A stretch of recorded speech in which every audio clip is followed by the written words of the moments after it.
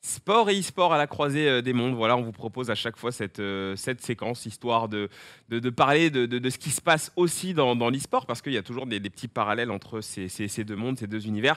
Et c'est Kanto, en général, qui nous fait cette séquence et qui nous parle de quelques petits sujets et quelques petites news. Alors, Kanto, c'est à toi.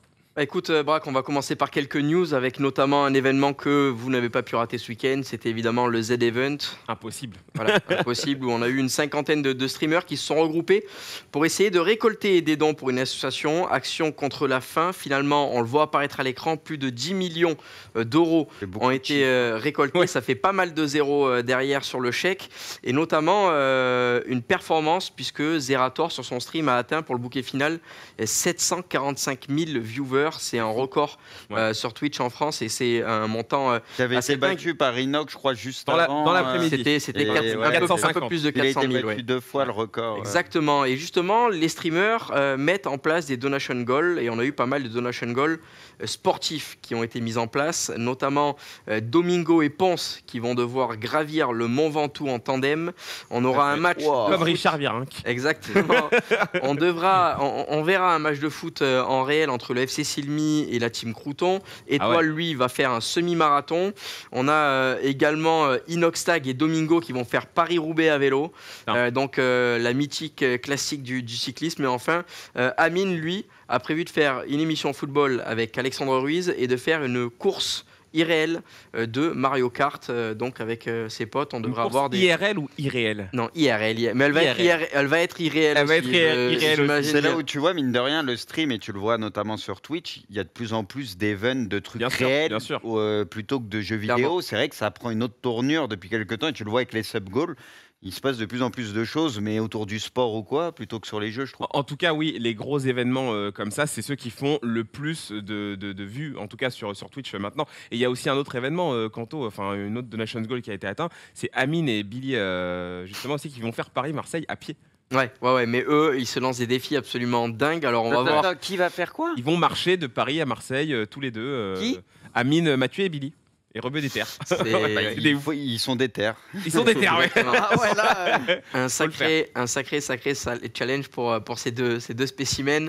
En tout cas, on a une autre news. On parlait un petit peu de record d'audience pour le Z-Event avec 745 000. On va parler d'audience maintenant sur League of Legends pendant les Worlds, puisqu'il y a les championnats du monde de League of Legends en ce moment. Et on a une rencontre entre T1 et Detonation Focus Me, parce qu'on avait notamment un événement, c'était le retour de Faker, le plus grand joueur de League of Legends de l'histoire sur la scène internationale. eSport Chart a enregistré un pic d'audience à plus de 2,2 millions de téléspectateurs. Sur Twitch? C'était sur Twitch, c'était un véritable record. Et pour vous dire, pour comparer au football, l'année dernière, le Classico OM Paris Saint-Germain sur Canal+, avait enregistré 2,3 millions. Donc on a 2,2 pour l'e-sport et 2,3 pour l'OM et le PSG. Oui, il faut faire le ratio.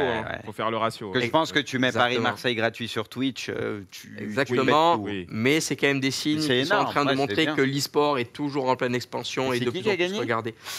Alors, je suis pas trop. Ça doit être probablement T1, puisque T1 gagne absolument tout.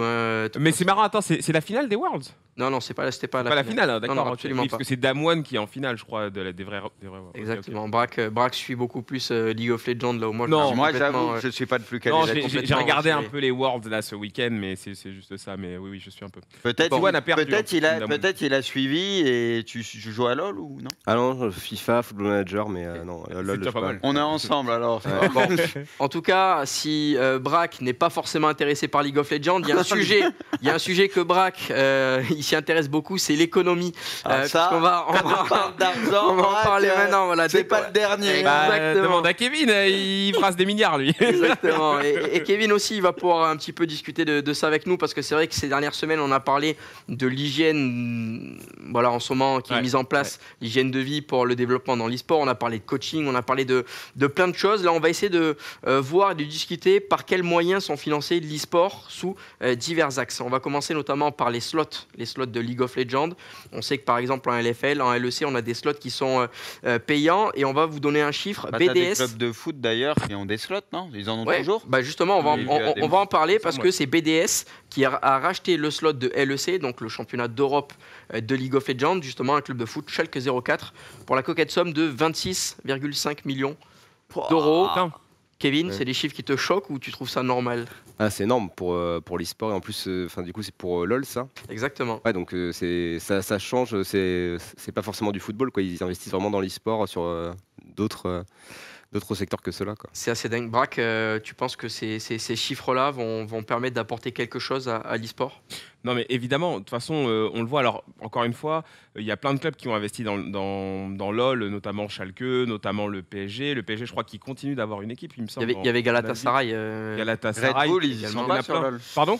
Ils y sont pas. Je crois qu'ils sont sur les jeux de combat et tout, mais j'ai déjà vu sur des jeux de combat. Je sais qu'il y a le Red Bull Qmit qui est un événement de 1v1, non, mais versus, oui, en tout cas, c'est toujours cool de les voir arriver. Mais le problème, c'est toujours la même question. C'est jusqu'à quand? Jusqu'où le projet peut aller, en fait? Jusqu'où ces clubs peuvent permettre de pérenniser ces marques-là, ces marques e-sportives? Si c'est pour arriver, faire 1 an, 2 ans et se retirer, bon, ça ne sert pas à grand-chose. Eux, ils auront perdu de l'argent. La structure aura perdu du temps. Non, moi, je pense que quitte à peut-être investir, moi, je suis pas bon en économie, mais je veux dire, le plus important, c'est que ça dure dans le temps, en fait. C'est ça. Si ça ne dure pas, c'est pas intéressant, je pense. Tu vois, c'est juste pour l'image. Et là, c'est un peu dommage, en fait. Exactement. Braque, on a parlé des slots avec vous. On va parler un petit peu de transfert, Bruce, maintenant avec toi. Adam, un joueur de la K-Corp, qui a désormais signé du côté de Fnatic. On a parlé d'une indemnité de transfert aux alentours de 500 000 euros.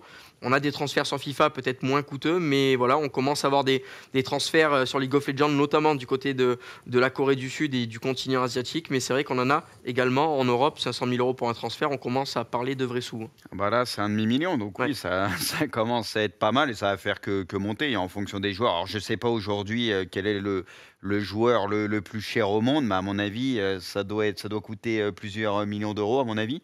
Enfin, voilà, même si je connais pas très bien LoL, non, mais c'est logique. Après, c'est calqué sur le sport. Bien évidemment, ça avait un petit peu de retard au début, parce que c'était nouveau. Là, tu sens que tu annonçais des chiffres, ça fait que monter. Et bientôt, ça va être des prix de transfert qui vont peut-être pas atteindre ceux des plus grands joueurs de foot aujourd'hui, mais petit à petit, ça va rattraper un peu le retard, je pense. Ouais, en tout cas, c'est ce qu'on voit au fil des années avec des records de transfert qui ne cessent de progresser. Troisième sujet pour parler d'économie, on va parler de sponsoring. On sait que les clubs de foot et les clubs de sport aujourd'hui sont sponsorisés avec des sponsors maillots, avec des sponsors publicitaires, avec diverses sources de revenus. Et c'est vrai que dans l'e-sport, c'est en train d'arriver petit à petit avec des marques endémiques, avec des marques du milieu vraiment, mais des marques également non endémiques. On a des exemples avec par exemple Gucci, Balenciaga. On a vu Louis Vuitton faire un partenariat notamment avec League of Legends. Exactement. On fait un défilé et bien sûr le CIC également qui sponsorise la LFL sur League of Legends.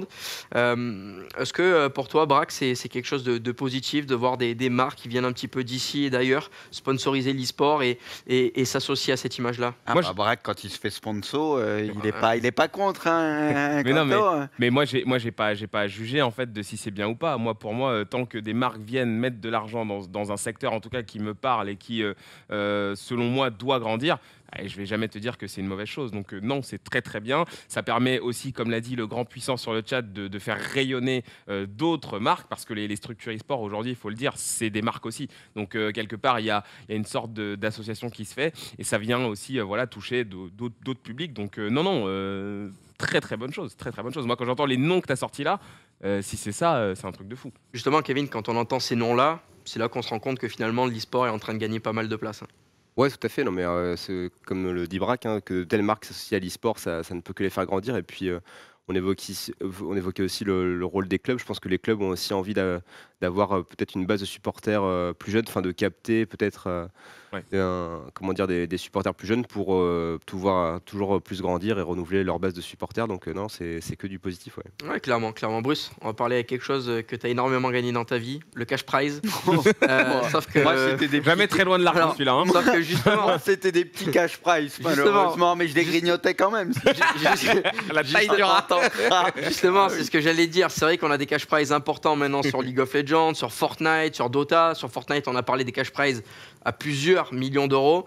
On sait que Mo Aubameyang, qui a été le dernier champion du monde FIFA, lui, avait remporté une somme aux alentours des 250 000 $. Toi, Bruce, malheureusement, quand tu as été champion du monde, c'était 20 000 $ et une voiture, il me semble. C'était déjà très correct, mais tu n'étais pas là à la bonne époque.